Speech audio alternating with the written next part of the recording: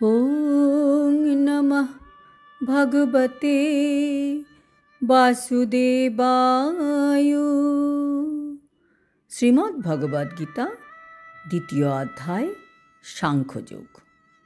হরে কৃষ্ণা। আজ আমরা সাংখ্যযোগের 18 নম্বর শ্লোকটি শুনব। অন্তবন্ত ইমে দেহা নিত্যস্বক্তা শরীরিণঃ অনাশিনো অপ্রমেয়স্য তস্মাৎ যুদ্ধস্য ভারত। অনুবাদ: এই যে আমাদের শরীরের মধ্যের আত্মা, তা হচ্ছে অবিনাশী, অপরিমেয় ও শাশ্বত। এই আত্মার যে জড় দেহ, যার মধ্যে সে থাকে, তা অবশ্যই বিনাশশীল।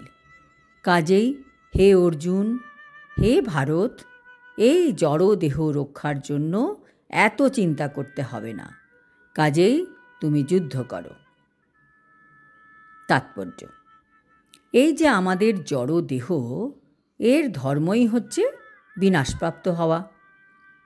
তা এই মুহূর্তেও হতে পারে, অথবা 100 বছর পরেও হতে পারে।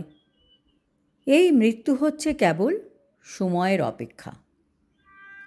অনির্দিষ্ট কালের জন্য এই দেহকে কি আমরা টিকিয়ে রাখতে পারব? কখনোই না। কিন্তু আত্মা এত সূক্ষ্ম যে তাকে কোনো শত্রুই দেখতে পারে না। হত্যা করা তো দূরেরই কথা। আগের শ্লোক থেকে আমরা জেনেছি যে আত্মা এত ছোট যে তাকে মাপাও যায় না। কাজেই উভয় বিচারের পরিপ্রেক্ষিতেই অনুশোচনার কোনো কারণ থাকতে পারে না। কারণ কোনো অবস্থাতেই আত্মাকে হত্যা করা যাবে না, আর জড় দেহটিকেও কোনোভাবেই অনির্দিষ্টকালের জন্য রক্ষা করা যাবে না, অথবা চিরকালের জন্য বাঁচিয়ে রাখা যাবে না। মানুষের বা জীবের কর্ম অনুসারে আত্মার ক্ষুদ্রাতি ক্ষুদ্র অংশ জীবাত্মা জড়দেহ পায়। সেই জন্য মানুষের ধর্মীয় রীতিনীতি পালন করা উচিত।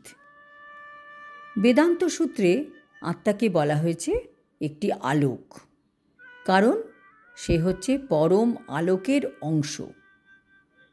সূর্যের আলোক যেমন সমস্ত ব্রহ্মাণ্ডকে প্রতিপালন করে, তেমনি আত্মার আলোকও জড় দেহকে প্রতিপালন করে। যে মুহূর্তে আত্মা তার দেহটি পরিত্যাগ করে, তখন থেকেই সেই দেহটি পচতে শুরু করে। তাই আমাদের দেহকে প্রতিপালন করে কে? এই আত্মা। কাজে দেহের আর কতটুকু গুরুত্ব আছে?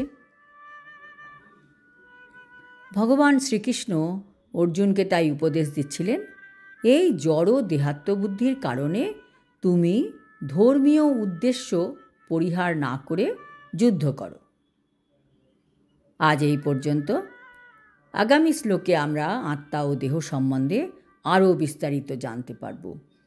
যত আমরা আত্মা সম্বন্ধে জানতে পারব, তত আমরা আমাদের জীবনের চরম ভয়, মৃত্যু ভয়কে জয় করতে পারব। হরি ওং তৎসৎ।